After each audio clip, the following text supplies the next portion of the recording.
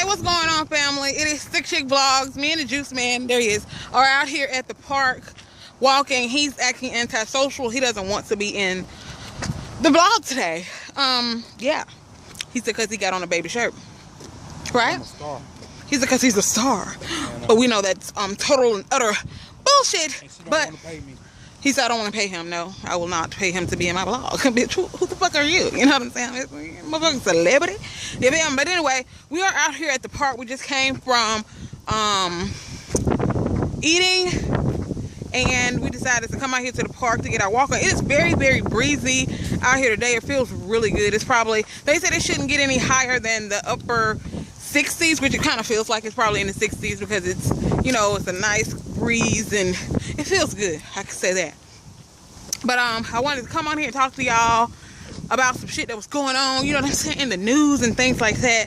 I know you guys heard about the second Ebola patient. I've already talked about that situation. And you know, like I said, I'm not one of those fear-mongering type of people, but to be like brutally honest with you, the shit seems kind of peculiar because now they are transporting her to Emory Hospital in Atlanta, if you guys haven't heard, because I don't know the specifics as to why they're transferring her to Emory Hospital in Atlanta, and especially why they didn't transfer, you know, Thomas Dunn to Atlanta, and why they didn't transfer the first nurse to Atlanta. But I do know that she took a flight to somewhere, Colorado or something, and now they are looking for the 136 people that were on that flight because she was around those people. But my thing is this shit, if they're claiming that it's not airborne and all this type of stuff, why the hell are you looking for those 136 people to quarantine them? They're not just looking for them. They're quarantining them to see, you know, they have to do that to evaluate them. That's just like the first lady. They had to get her dog. And they have her dog in a room, and they're watching the dog with surveillance cameras. Nobody's going in there to check on this dog. They actually watching the dog on surveillance camera. They kind of like using the fucking dog as a guinea pig for real to see if that motherfucker try to kind of, you know, start foaming at the mouth and shit. I'm pretty sure that's what the fuck they doing. But the shit is spooky, y'all. But I just want to know why the fuck did they not give the first patient, the first nurse, as well as Thomas Dunn, the same treatment that they're giving this lady. I don't really understand how the CDC works, especially when they tell us, you know, we have nothing to worry about and all this type of stuff, and that you can't contract it unless you come in contact with the bodily fluids. But shit, okay, sneezing, that's a bodily fluid. Coughing, you know, when that shit come out of your mouth, that's a bodily fluid. It's, you know, it's just a whole lot of shit going on, and it's crazy that, you know, they'll go in the room with these hazmat suits on, but they have the nurses and stuff, you know, in there with these paper suits on and stuff. And they said what it is, the way they're thinking that they contracted it is they're thinking that they took off their gloves and their gowns and everything incorrectly. What the fuck? Just because I touch you and I take my gloves off, I'm infected? Like, what the fuck? What kind of fucking disease is this? Plus, your gown off. right. And your gloves. Take your gloves off, then touch your gown, and then you get fucked up. That's true, but think about it. Okay, if I'm getting this shit by simply touching this man, it ain't like he fucking his throw up on his arms or any type of bodily fluid on his arms. So how the hell am I getting it? Yeah, but damn. I mean, I don't know. Like I said, all I know is the shit seems kind of peculiar. And I don't know if you guys saw, it is a news article that's going around the internet. And it's these people from Nigeria. I ain't going to no graveyard. I know, those from like 1800s and stuff. 1700s.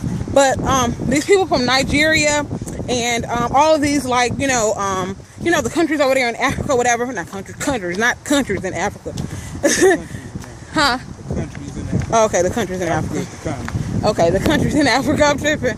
But the countries in Africa, you know, they basically are saying, you know, Ebola is a man-made disease. They said the people over there didn't. Let me tell you what they said. This came from the horse's mouth. They said they started contracting Ebola when they started getting those shots from the Red Cross. They said that's where the shit came from. They said those people started getting vaccinations and shit for like the flu and all that type of stuff from the Red Cross, and that's where this shit came from. And I truly and honestly and truly believe it, because they said that if I'm not mistaken, the United States wanted ground troops in somewhere. Was it Africa? Or they wanted them somewhere. It has something to do with that. But if I remember, I'll make sure that I put that link in the description box so you guys can check it out, because it's very, very interesting. Because I said the same thing, you know, this is some shit these folks made up to kind of like some political bullshit, you know what I'm saying, which is totally crazy. 10,000 Africans, they been practicing. I know. Hey. But just imagine how many people, you know, if it's mutating like that over there, just imagine how many people over here, you know, run the risk of contracting. You know what I'm saying? And they're saying, you know, as far as America is concerned, America is more equipped to handle something like this. You know, and Africa is, you know, they're not very equipped to handle situations like this. But this shit is crazy. And I'm starting to agree with people as far as, you know, you need to close the borders and all this stuff. And they're saying, you know, Obama, he can't just close the borders and stop flights from Liberia and Africa and all those type of places. Why can't he? He's the president of the United States. And I understand that it's, you know, let me just say this.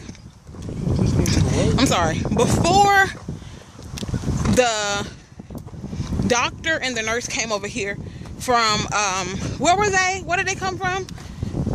Wherever. They were in Liberia, wherever they were. I'm talking about Dr. What's his name? Bryant? I forgot his name. But anyway, him and the nurse that were the first Ebola patients that came to Emory Hospital in Atlanta. Before them, how do we know that there weren't people already over here with Ebola? And we didn't really start really testing people for it until, you know, we started hearing about it. You know what I'm saying? Do you really think that this is the first time Ebola has came over here to America?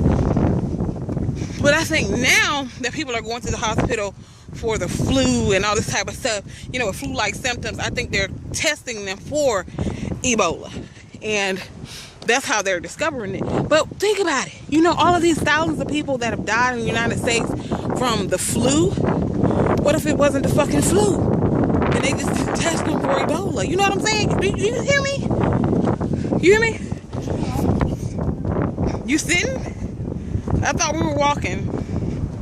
And also, family, I'm pretty sure if you guys aren't following my news channel, go and subscribe to my fucking news channel, bitches. I'll be sharing all kind of crazy shit over there. There was this guy. He went to prison when he was 15 years old. And he just got out about a week and a half, 2 weeks ago, whatever. He went in there when he was 15. He is 45 now. And he got out. And 2 days later, at the welcome home party, he murdered his mom. What the fuck? That's why I was telling the Juice Man, they need to send these people to rehabilitation places. I thought they were supposed to do that anyway. When a person is in prison for that long, I thought they're supposed to send these people to rehabilitation places because, you know, you basically have to readjust yourself back to society. If you have been in prison for 30 years, especially when you went in there when you were 15 years old, I mean, you're not gonna know how to function out of society. Because I watched not a news story, you know, those prison things that be coming on TV. It was this guy who had been in prison for a lot of years and he was getting out, and they were following him around. And he went to Walmart with his sister and his little niece and stuff, and he was in there like a little kid who got lost. Like, he was in there like scared, like standing up against the aisles. Like, he said he didn't feel comfortable. He said the kids crying, people just walking around freely. He said he didn't feel comfortable. And he said he knew it was only going to be a matter of time before he went back to jail, because he said that's not something that he feels comfortable doing. And that is crazy that these people go to prison and they feel like once I'm in there and once they get, you know, in there for all these years, they feel like that's all that they can do. That's sad. That's why I said they need to send these people to rehabilitation places to get them back ready to come back into society and stuff like that. Because I mean, 30 years behind bars and you just come out and 2 days later you kill your mom. It's some mental shit that's going on there. I mean, 15 years old, you've been in prison for 30 years. They should have sent that man to a rehabilitation place before they sent him back to his mama house. Because, come on. I don't know if you guys have heard, like I said, if you aren't following my news channel, go and subscribe. But the Cowboys running back, Joseph Randle, who makes $495,000 per year, okay, was arrested in Dillard's for stealing, hold on, I'm gonna tell you what he was stealing. Some cologne and some underwear. But he wasn't just stealing any old type of cologne. He wasn't stealing any old type of cologne. Let me tell you the type of cologne that he was stealing. The motherfucking tester. He didn't even get the actual cologne. My thing is this, if I'm gonna go to jail for some cologne, it's gonna be the most expensive shit that you got. And not only is it gonna be the most expensive shit that you got, babe, well, number one, fuck that. Was he on Miley's? The nigga had to be on Miley's or something. Cause you stealing a tester bottle of cologne and two pair of drawers. Like, what's that guy's name? The one that had to wear the Cowboys jersey and everything. Who? Stephen A. Smith. Stephen A. Smith was on, what's the name of that show? First Take, the little sports talk show shit or whatever the fuck it is. But he was on there and he was like, I refuse to believe. He said, I don't believe it. He said, I understand that the police are the police and they, you know, fully investigate and they're not going to arrest nobody for, quote unquote, doing something that they didn't do. But apparently they got this man on camera. But he was like, I refuse to believe that somebody who makes $495,000 a year went to jail for stealing a tester bottle of cologne and 2 pair of drawers. I mean, what was it? Did you have a hot date? Even if you had a hot fucking date, you know, and they was later on depositing your money in your motherfucking account. Like, bitch, I make $495,000 if I show up musty. He probably still, hey, look, he made $495,000 a year. I'm just dumbfounded by that whole situation. So I'm kind of like Stephen A. Smith. I don't believe it, okay? Until they show me the videotape of him putting it in his pocket and attempting to walk out the door, I'm not going to believe that somebody who makes $495,000 per year is stupid enough to get arrested for stealing a tester bottle of cologne and 2 pair of drawers. I can't even begin to gather any type of scenarios as to why he would do some shit like that. I have no earthly clue. He about to die. I am too. It's kind of not chilly. It's kind of cool out here, but the sun, you know, since we've been walking, it's, you know, the sun beaming on us, it's kind of getting kind of hot now. But we almost to the core. And I'll talk y'all when we get in. We have made it back to the car. And now the car won't start. Stop lying. But we made it back to the fucking car, so our walk is fucking done. Y'all, we gonna have to get back to doing this shit because that's sad. That was a fucking struggle. How far is it around this park? About a half a mile? No, it's a mile. It's a mile. It's a mile around. But shit, nigga, that was, and plus we just got through eating too. It probably was a little bit better. We probably would have been able to do two if we hadn't just came from getting a full fucking stomach of food. But that's a motherfucking shame. We did a mile around this motherfucker and we breathing like some goddamn extra fat ass hogs. You know what I'm saying? But me and the Juice Man, we may be going to the haunted house in Birmingham, Alabama. Slaw's Furnace, or I forgot the name of it. It's probably not Slaw's Furnace. It might, I think it is Slaw's Furnace. Might be going to Slaw's Furnace in Birmingham, Alabama. So if you are in Birmingham, Alabama, which I know I have some friends, well, some family that are in Birmingham, Alabama that watch my videos. If you are in Birmingham, Alabama, and you want to go to Slaw's Furnace before Halloween, comment on this video below and we'll see if we can set up a date or something for us to come to Slaw's Furnace, and maybe we can meet up and, you know, go in that motherfucking shit on ourselves together. You know what I'm saying?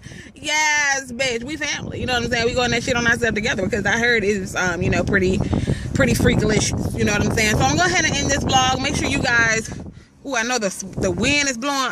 I be doing that shit all the time, having my damn camera in the wind and all that type of shit. But Make sure you thumbs up this video if you liked it. You know, subscribe if you're not subscribed.